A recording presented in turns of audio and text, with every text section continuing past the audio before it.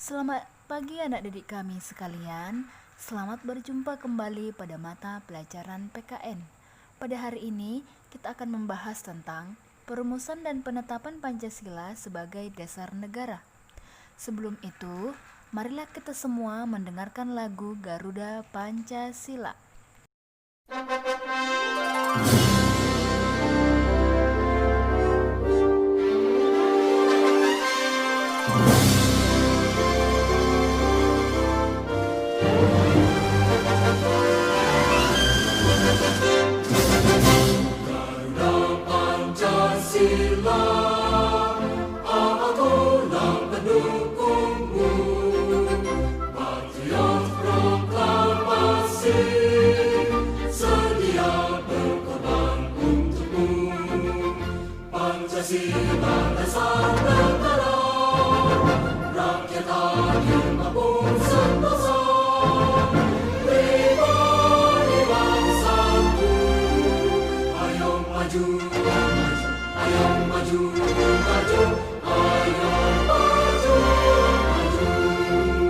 Nah, baru saja kita mendengarkan lagu Garuda Pancasila. Garuda Pancasila merupakan lambang negara Indonesia, yang mana di dada burung Garuda terdapat lambang-lambang yang mencerminkan sila-sila dalam Pancasila. Anak didik kami sekalian, kamu tahu bahwa nilai-nilai Pancasila tidak lahir begitu saja, namun melalui proses yang sangat panjang. Nilai-nilai Pancasila lahir bersamaan dengan keberadaan masyarakat Indonesia. Dan Pancasila itu digali dari bumi Indonesia sendiri. Berdasarkan asal katanya, maka Pancasila berasal dari bahasa Sanskerta, yaitu Pancasila. Panca berarti 5 dan sila berarti batu sendi atau alas dasar. Dalam pengertian lain, sila juga berarti peraturan tingkah laku yang penting atau baik. Maka dengan demikian, Pancasila berarti 5 dasar atau 5 peraturan tingkah laku yang penting atau baik.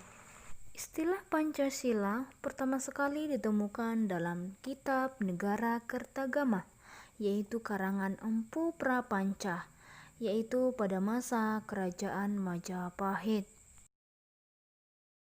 Pancasila sebagai dasar negara merupakan hasil perjuangan para pendiri negara. Mereka adalah orang-orang yang berjuang untuk mendirikan bangsa dan negara Indonesia. Maka jasa-jasanya sudah seharusnya selalu kita kenang atau kita ingat. Seperti yang diucapkan oleh proklamator kemerdekaan Indonesia, yaitu Insinyur Soekarno.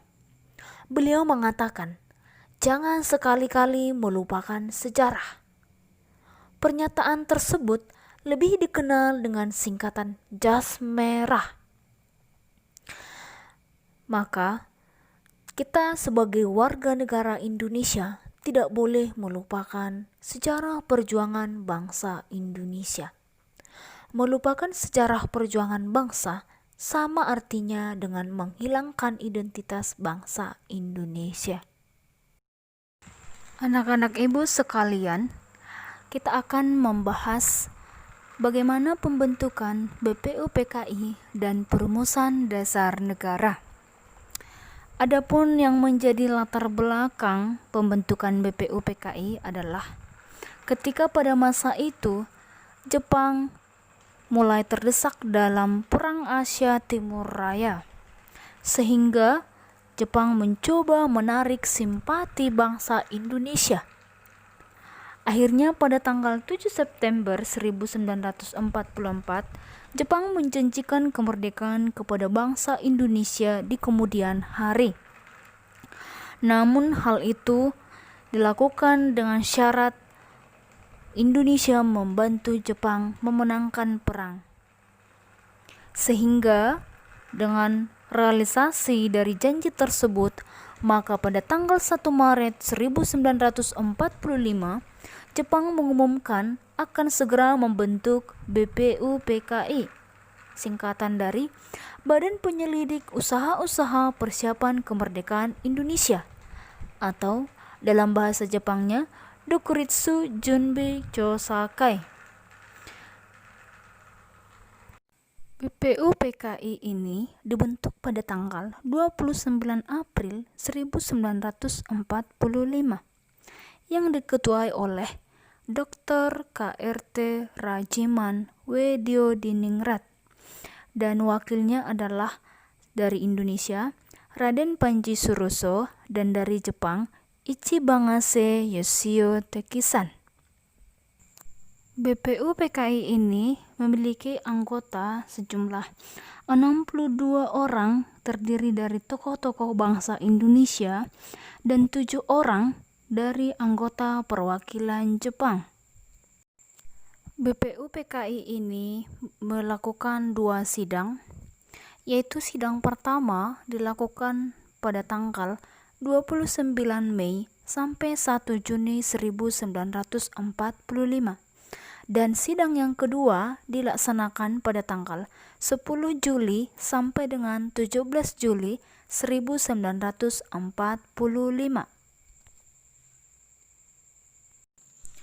Tujuan dari BPUPKI adalah untuk mempersiapkan hal-hal mengenai kemerdekaan. Jadi, pada sidang pertama BPUPKI dibentuk dengan tujuan untuk merumuskan dasar negara. Dalam hal ini, ada 3 tokoh yang berperan dalam menyampaikan usulan dasar negara, yaitu pada tanggal 29 Mei diusulkan oleh Mr. Muhammad Yamin. Yang kedua, pada tanggal 31 Mei 1945 oleh Mr. Supomo. Dan yang ketiga, pada tanggal 1 Juni 1945 disampaikan oleh Insinyur Soekarno. Anak-anak kami sekalian, pada tanggal 29 Mei 1945, Mr. Muhammad Yamin menyampaikan usulan dasar negara secara lisan. Yang pertama, peri kebangsaan. Yang kedua, peri kemanusiaan. Yang ketiga, peri ketuhanan. Yang keempat, peri kerakyatan. Yang kelima, kesejahteraan rakyat. Sementara secara tertulis dalam pidatonya Mr. Muhammad Yamin menyampaikan 5 usulan. Yang pertama, ketuhanan yang Maha Esa. Yang kedua, kebangsaan persatuan Indonesia. Yang ketiga, rasa kemanusiaan yang adil dan beradab. Yang keempat, kerakyatan yang dipimpin oleh hikmat kebijaksanaan dalam permusyawaratan perwakilan. Yang kelima, keadilan sosial bagi seluruh rakyat Indonesia. Kemudian pada tanggal 31 Mei 1945, Mr. Supomo menyampaikan pokok-pokok pikirannya, yaitu yang pertama, persatuan. Yang kedua, kekeluargaan. Yang ketiga, keseimbangan lahir dan batin. Yang keempat, musyawarah. Yang kelima, kedaulatan rakyat. Dan pada tanggal 1 Juni, Insinyur Soekarno menyampaikan 5 dasar negara. Yang pertama, kebangsaan Indonesia. Yang kedua, internasionalisme atau peri kemanusiaan. Yang ketiga, mufakat atau demokrasi. Yang keempat, kesejahteraan sosial. Yang kelima, ketuhanan yang berkebudayaan. Maka, Insinyur Soekarno mengusulkan agar kelima dasar negara tersebut diberi nama Pancasila. Namun, dalam sidang BPUPKI pada tanggal 29 Mei sampai 1 Juni belum mencapai kata sepakat, sehingga sidang diberhentikan sejenak. Kemudian dibentuklah sebuah panitia kecil atau panitia 9, yaitu membahas usulan-usulan yang diajukan BPUPKI dalam sidang. Panitia 9 itu diketuai oleh Insinyur Soekarno. Tugas Panitia 9 untuk menampung berbagai aspirasi tentang pembentukan dasar negara Indonesia.